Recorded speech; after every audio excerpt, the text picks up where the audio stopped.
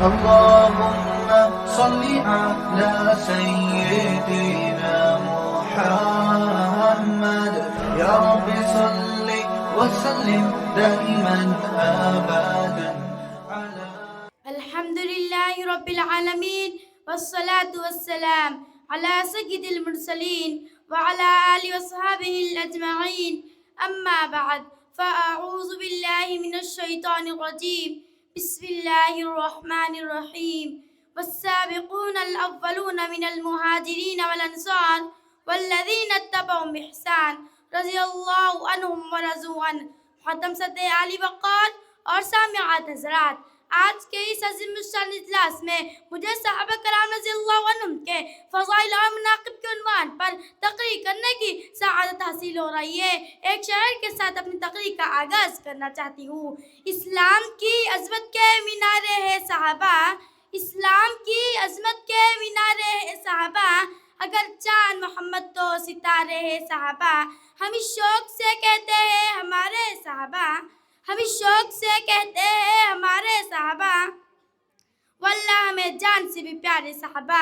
محترم سامعات، صحابہ کرام کی جماعت وہ جماعت ہے جس کو اللہ رب العزت نے رزقگاہ نبوت کے لیے منتخب فرمایا اور حضور پاک صلی اللہ علیہ وسلم کو ان کا معلم بنایا اور کتابی ہدایت قرآن پاک عطا فرمائی۔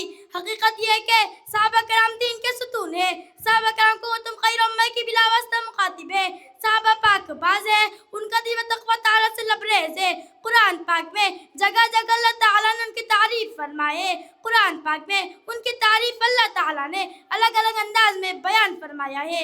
کہیں فرمایا اولئک هم المفلحون، کہیں فرمایا اولئک هم الراشدون، کہیں فرمایا اولئک هم الصادقون، کہیں فرمایا اولئک هم الفائزون۔ محترم سامعات، بخاری شریف کی روایت ہے، ہمارے نبی صلی اللہ علیہ وسلم کا فرمان ہے، اگر تم میں سے کوئی شخص احد پہاڑ کے برابر بھی سونا خرچ کر لے تو صحابہ کرام کے ایک پیر کے برابر نہیں۔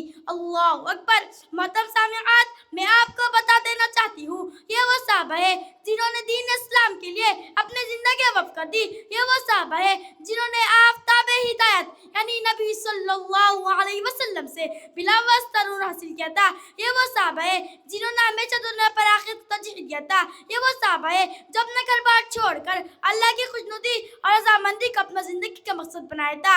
صحابہ کے نام لے وہ مسلمان، اگر کوئی مجھ سے پوچھے کہ عرب کے تختوں میں صحرا اور چلچلاتی دھوپ میں ظلم ستم کس نے برداشت کیا تو میں کہوں گی صحابہ نے۔ اسلام کی خاطر قربانی کس نے دیا؟ صحابہ نے۔ گردنیں کس نے کٹائی؟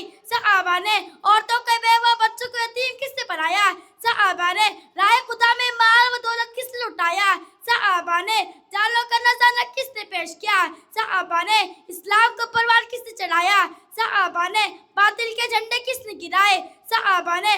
کفر و شرک کا گلا کس نے گھٹا؟ صحابہ نے۔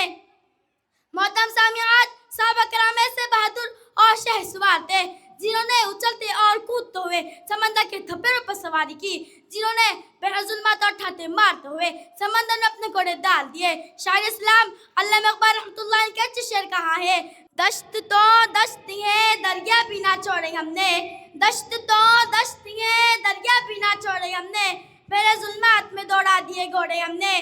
محترم سامعات، صحابہ کرام ایسے ایسے کارنامے انجام دیا کرتے تھے جس کو تاریخ کبھی نہیں بھول سکتی، اس لیے میں کہتی ہوں کہ صحابہ کرام واجب الاحترام ہے، ان کا تذکرہ اچائی کے ساتھ کرنا لازم اور ضروری ہے۔ مشکوٰۃ شریف کی حدیث ہے، تاجدار مدینہ جناب رسول اللہ صلی اللہ علیہ وسلم کا ارشاد ہے، جس کا اردو ترجمہ یہ ہے، اے لوگو، صحابہ کرام کے بارے میں اللہ سے ڈرتے رہنا اور میرے بعد ان کا اعتراض کی نشانی بربت بنانا، اور فرمایا جو ان سے محبت کرے گا وہ ان کی محبت کی بنا پر مجھ سے محبت کرے گا، اور جو ان سے دشمنی کرے گا وہ ان کے دشمنی کی بنا پر مجھ سے دشمنی کرے گا، اور جنہوں نے کو دکھ دیا اس نے مجھ کو دکھ دیا، اور جس نے مجھ کو دکھ دیا اس کو اللہ اور جس نے اللہ کے سایہ قریب اللہ پاک عذاب میں گرفتار کریں گے۔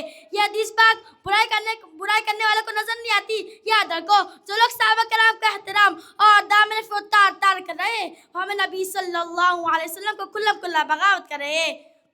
ہمارے نبی صلی اللہ علیہ وسلم نے کھلے الفاظ میں فرمایا لا تسبوا احد من اصحابی، میرے صحابہ میں کسی بھی صحابہ کو برا بھلا مت کہو۔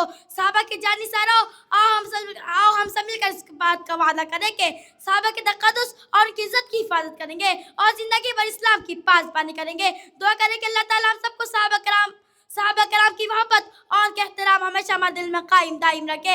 آخر میں ایک شعر پر اپنی تقریر ختم کرتی ہوں۔ لو شوق سے نام صحابہ کا، لو شوق سے نام صحابہ کا، کرو چرچا عام صحابہ کا، گر طلب ہو تم کو جنت کی، گر طلب ہو تم کو جنت کی، تھام لو بس دامن صحابہ کا، وما علینا الا البلاغ۔